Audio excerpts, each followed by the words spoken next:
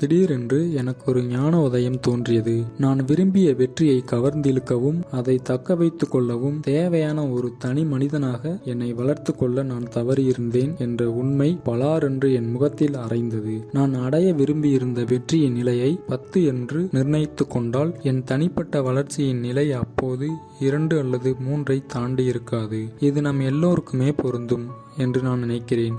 நாம் எல்லோருமே பொருளாதாரம், ஆரோக்கியம், உறவுகள், வேலை, ஆன்மீகம் என்று நம் வாழ்க்கையின் ஒவ்வொரு பகுதியிலும் 10ஆம் நிலை வெற்றியை அடைய ஆசைப்படுகிறோம். ஆனால் அந்தந்த பகுதிக்கு தேவைப்படும் நம்முடைய தனிப்பட்ட வளர்ச்சியின் நிலை 10ஆக இல்லாவிட்டால் வாழ்க்கை ஒரு போராட்டமாகவே இருக்கும். நம்முடைய புற உலகம் எப்போதுமே நம்முடைய அக உலகின் பிரதிபலிப்பாகவே இருக்கும்.